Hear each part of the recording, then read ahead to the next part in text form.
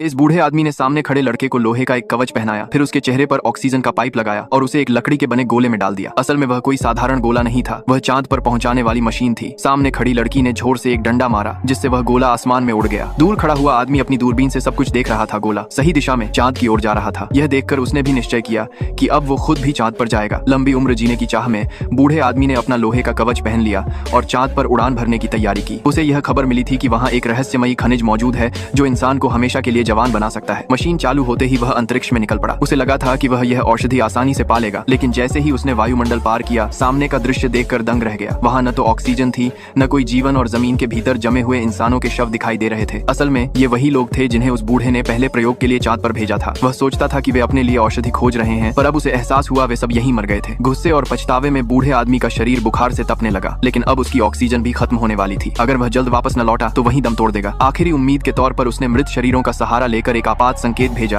ताकि कोई उपग्रह उसे ढूंढ ले और बचा ले, लेकिन कितनी भी कोशिश की कोई जवाब नहीं मिला। जब सारी उम्मीदें टूटने लगीं, तभी एक रहस्यमयी शक्ति ने उसे अचानक पृथ्वी की ओर खींच लिया। असल में उसका वफादार नौकर समय पर यह समझ चुका था कि कुछ गड़बड़ है। उसने रेस्क्यू डिवाइस चालू कर दिया और बूढ़े को मौत के मुंह से खींचकर वापस ले आया। मौत के मुंह से लौटे बूढ़े ने राहत की सांस ली और जश्न मनाने ही वाला था कि तभी उसका काला राज सामने आ गया। दरअसल चांद पर जाने की अपनी योजना को सफल करने के लिए उसने इंसानियत की सारी हदें पार कर दी थी। उसने नदी के किनारे गैर मानवीय तरीकों से भ्रूणों को तैयार करना शुरू किया था। जब भ्रूण बन जाते तो वह उन्हें एक टाइम एक्सेलरेटर में डाल देता, जहां सिर्फ 2.5 सेकंड में वे बच्चे जवान बन जाते थे। वह उन पर प्रयोग करता और जो कमजोर निकलते उन्हें नदी में फेंककर मगरमच्छों को खिला देता। उसकी क्रूरता की कोई सीमा नहीं थी, लेकिन फोबोल नामक एक व्यक्ति ने उस नदी में शवों को देखा और सुराग पकड़ लिया। उसने बूढ़े के सारे षड्यंत्र का पर्दाफाश कर दिया। फोबोल ने जब उसे चेतावनी दी तो बूढ़े ने उसका मजाक उड़ाया और भी खतरनाक प्रयोग करने लगा, और माँ को सेरी ताल भी। यह देखकर फोबोल से रहा नहीं गया। उसने गुस्से में आकर गोली चला दी, पर बूढ़े के पास उसका कवच था। गोली ने उसे नहीं मारा, मगर उसकी करतूत जानने वाले नौकरों का सब्र टूट गया। उन्होंने बूढ़े को मारने के बजाय एक पेड़ से बांध दिया